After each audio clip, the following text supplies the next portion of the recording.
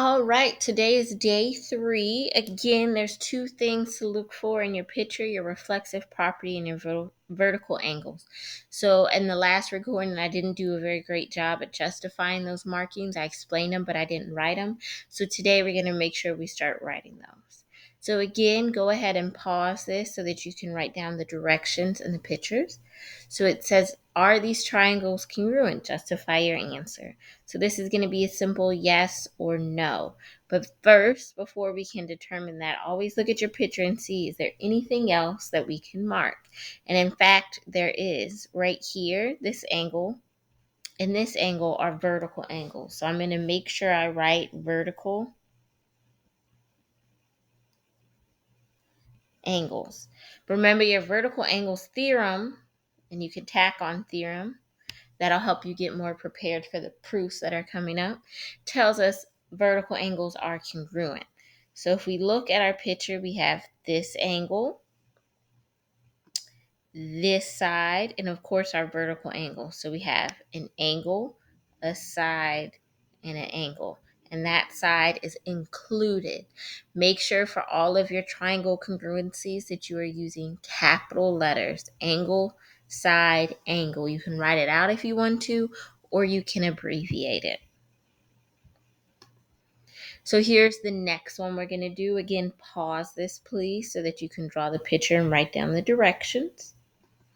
It says, are these triangles congruent? Justify your answer. So if I look at this picture, we don't have enough. However, just like in the last example, we do have a set of vertical angles. So your vertical angle theorem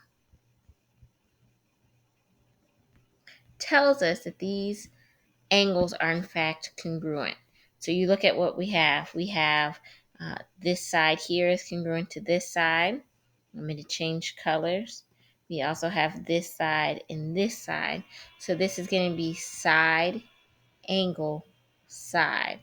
And that angle is included, which means it's wedged in between. And then the last example that we are going to do is here. So again, the instructions have been the same. Go ahead and pause it so that you can draw this picture. If we look up here, though, we don't have vertical angles. They are sharing this side right here. And anytime a triangle shares a side, we can mark that it's congruent with itself. Why? Because you are you when you look in the mirror. So that's your reflexive property.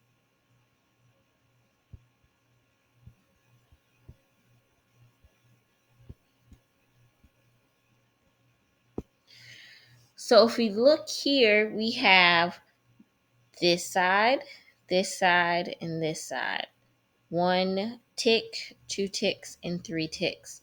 So this triangle is going to be congruent by side, side, side.